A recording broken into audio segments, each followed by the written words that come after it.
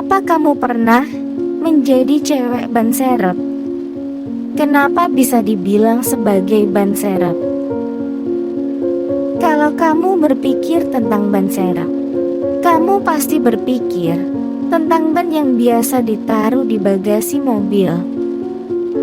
Ban yang bahkan ditutup-tutupin supaya enggak bikin bagasi mobil kamu terlihat kotor dan penuh. Ban yang cuma akan muncul kalau ban utama mobil kamu lagi kenapa-kenapa. Nah, itulah aku, cewek ban serep dari Kak Vina, kakak kandungku sendiri. Kakak yang cantik, supel, dan yang bisa dengan mudah mengambil hati semua orang. Jadi ban serep pengganti Kak Vina. Apa aku merasa sakit hati? Karena aku ini juga manusia. Ya, pasti sakitlah. Terus, apa aku cemburu pada Kak Vina? Pertanyaan yang agak sulit. Kalau cemburu, kan biasanya bercampur dengan rasa benci juga. Nah, tapi aku gak benci dengan Kak Vina. Malah sebaliknya, aku sangat sayang dan bangga pada Kak Vina. Cuma kadang-kadang saja, aku masih suka merasa iri kalau melihat Kak Vino, tetangga cakep yang tinggal di sebelah rumah kita, lebih memberi perhatian pada Kak Vina. Belum lagi, banyak orang yang bilang Vina dan Vino, nama yang serasi, cuma beda satu huruf saja. Kalau aku, namaku Vira, sudah beda 2 huruf dengan nama Kak Vino. Sudahlah, daripada mengobrolkan masalah nama, aku ingin bercerita pada kalian. Kenapa aku bisa jadi cewek ban serep pengganti Kak Vina?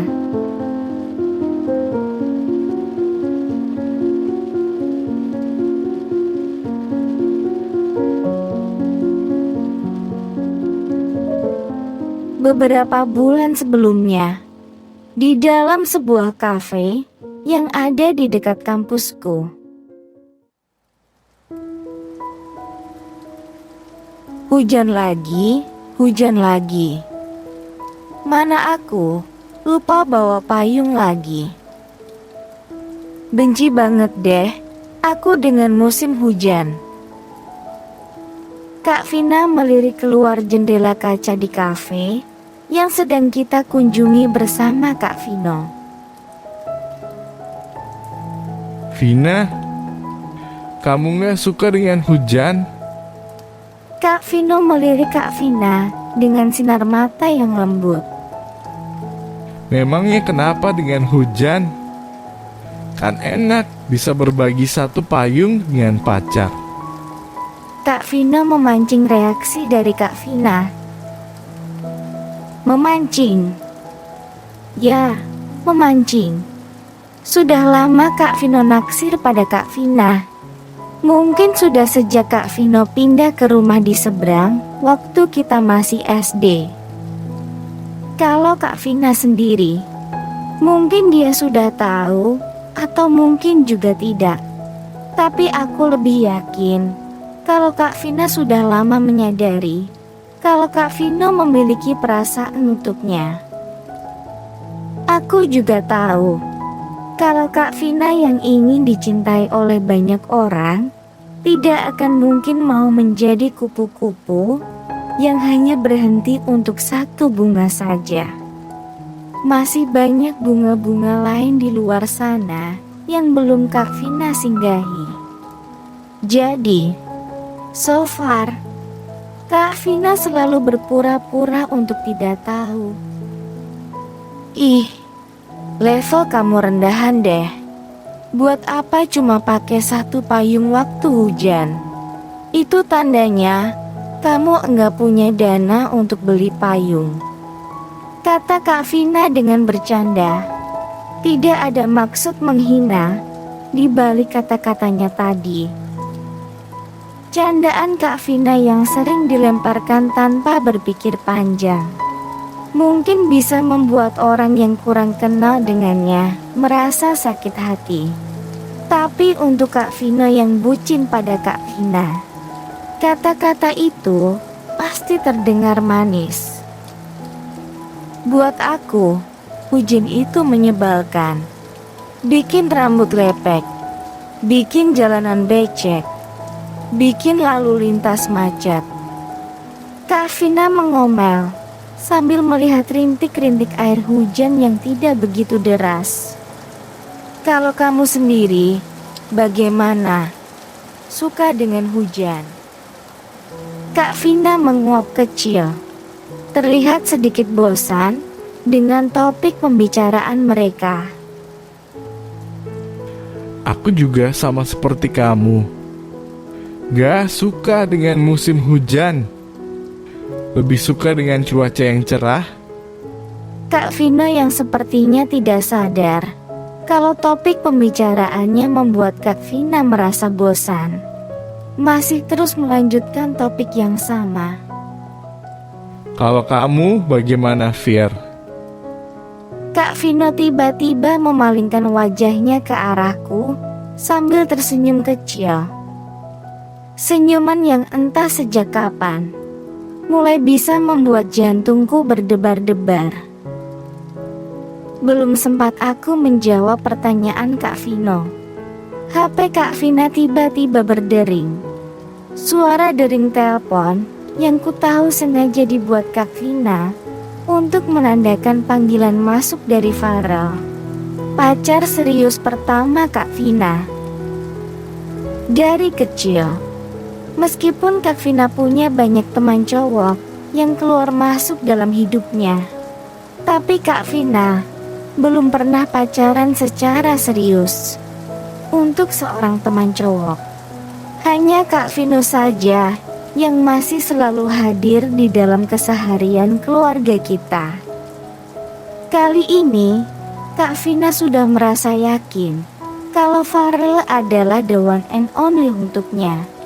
Sejak sebulan sebelumnya, Kak Vina mulai berpacaran secara serius dengan Farel. Mataku langsung melirik ke arah Kak Vino yang tampak sedikit gelisah saat dia melihat wajah berseri-seri dari Kak Vina yang sedang berbicara dengan suara lembut di HP. Suara dari HP Kak Vina tidak terdengar terlalu jelas, tapi telingaku masih bisa menangkap kalau itu adalah suara seorang laki-laki. Aku yakin kalau Kak Vino juga bisa menangkap suara itu. Oke, Rel, memangnya kamu sudah sampai di mana? Sudah di depan? Sip, aku langsung keluar ya. Kak Vina membereskan tas bawaannya dengan sebelah tangan. Bentar ya Rel, aku pamit dulu ke Vira dan temanku. Kamu tunggu dulu di mobil. Kak Vina menutup telepon, lalu menoleh ke arahku dan Kak Vino. Vira, Vino, aku jalan dulu. Sudah ditunggu oleh Farel di luar. Vino, nanti Vira numpang di mobil kamu untuk pulang. Tanpa menunggu jawaban dari kita, Kak Vina langsung berjalan dengan langkah tergesa-gesa keluar dari kafe. Farel. Kak Vina menatap punggung Kak Vina yang tanpa mempedulikan hujan yang sangat dibencinya, berlari menuju ke sebuah mobil mewah yang sedang berhenti di depan kafe. Fir, siapa itu Farel? Nada cemas bisa ku dengar di suara Kak Vino. Pacar, Kak Vina. Jawabku dengan suara kecil. Jawaban yang tidak ingin ku katakan pada Kak Vino. Aku berharap Kak Vino tidak bisa mendengarnya. Wajah Kak Vino yang tiba-tiba menjadi pucat terlihat putus asa. Selama bertahun-tahun, Kak Vino yang mendekati Kak Vina tidak pernah mendapatkan tanggapan. Sinar mata putus asa dan pedih terlihat di mata Kak Vino, membuat hatiku ikut teriris. Vina sekarang sudah punya pacar. Kak Vino bertanya untuk memastikan. Aku yang dapat merasakan kegalauan di dalam hati Kak Vino hanya mengangguk dengan pelan. Selama beberapa menit Kak Vino terdiam, menatap keluar jendela, melihat mobil mewah yang dimasuki oleh Kak Vina masih berhenti di sana. Dari balik tirai air hujan yang tidak begitu deras, aku bisa melihat bayangan Kak Vina yang terlihat sedang berciuman mesra dengan Farel di dalam mobil. Saat aku membuang wajahku ke samping agar tidak melihat adegan mesra dari Kak Vina, pandangan mataku berhenti pada wajah Kak Vino yang dengan nanar menatap sedih ke arah mobil Farel. Kak Vino, dengan ragu aku memanggilnya dengan suara kecil. Meski aku juga menyukai Kak Vino, aku tidak pernah ingin melihat sebuah raut patah hati muncul di wajahnya. Mendengar panggilanku, Kak Vino menolehkan wajah pucatnya ke arahku. Kenapa, Fir? Mau tambah kue lagi? Kak Vino merespon dengan suara normal, seakan-akan dia tidak melihat ciuman mesra Kak Vina dan Farel tadi. Aku mengikuti sandiwara Kak Vino, berlagak seakan kita tidak pernah melihat adegan itu. Enggak usah, Vira sudah kenyang. Vira cuma mau tanya, setelah ini Kak Vino apa masih ada kelas lagi? Mata Kak Vino kembali melirik keluar jendela. Mataku yang masih menatap wajahnya dengan rasa khawatir mengikuti arah pandangan matanya. Mobil Farel sudah tidak ada di depan kafe. Dengan lega, aku menoleh lagi ke Kak Vino, menunggu jawaban darinya. Kak Vino udah tidak ada kelas lagi. Kalau kamu, Hari ini kelas Vira juga sudah selesai semua. Sekarang Kak Vino masih mau nongkrong di sini atau sudah mau pulang ke rumah? Kak Vino melirik keluar jendela lagi, melihat hujan yang turun semakin deras. pinginnya sih bisa pulang sekarang. Kalau dilihat-lihat, hujan ini bakal awet sampai malam. Tapi aku nggak bawa payung. Apa kamu keberatan kalau kita lari sampai ke tempat parkir? Dengan tersenyum, aku mengeluarkan sebuah payung lipat berukuran jumbo dari dalam tas ransel yang biasa aku pakai. Vira bawa payung. Kita bisa sama-sama pakai payung ini. Sejenak Kak Vino terdiam menatap wajahku. Tiba-tiba aku teringat pada kata-kata pancingan Kak Vino untuk Kak Vina tadi. Pipiku langsung terasa panas. Saat ini, pasti Kak Vino bisa melihat wajahku yang memerah. Jantungku berdebar dengan kencang. Apa Kak Vino tahu kalau aku suka padanya? Di dalam hatiku tumbuh sebuah harapan. Karena Kak Vina sudah punya pacar. Mungkin Kak Vino dan aku bisa. Oke, Fir. Kita pakai payungmu ke tempat parkir. Seolah dia tidak melihat wajah merah yang terdiam malu di depannya. Kak Vino meraih payung dari tanganku. Tanpa berkata apa-apa lagi, Kak Vino membereskan tas ranselnya, lalu berjalan keluar. Dengan langkah cepat aku segera menyusul Kak Vino yang sudah menunggu di luar dengan payung yang sudah terbuka lebar. Kak Vino dan aku berjalan berdua di bawah payung itu. Tetes-tetes air hujan turun dengan semakin deras, seakan bisa memisahkan kita berdua dari dunia luar. Di bawah payung itu hanya ada kita berdua. Dengan langkah pelan, kita berdua berjalan menuju ke parkiran mobil. Tiba-tiba Kak Vino menghentikan langkah kakinya. Dengan sedikit heran, aku menoleh ke arahnya. Wajah Kak Vino terlihat menunduk. Poni depan rambut yang sedikit panjang menutupi matanya, membuatku tak dapat menebak perasaan hatinya saat itu. Vira, apa kamu mau jadi pacarku? Suara rendah Kak Vino terdengar di antara derasnya bunyi hujan. Aku tercengang. Harapan yang baru tumbuh tadi akan secepat inikah bisa berbuah? Pikiranku yang masih belum dewasa tidak bisa melihat keanehan dari sikap Kak Vino saat itu. Hanya ada perasaan manis berbunga-bunga di dalam hati. Dengan cepat dan bersemangat, aku langsung mengangguk menyetujui Kak Vino. Perasaan bahagia di hatiku menutupi naluri wanitaku.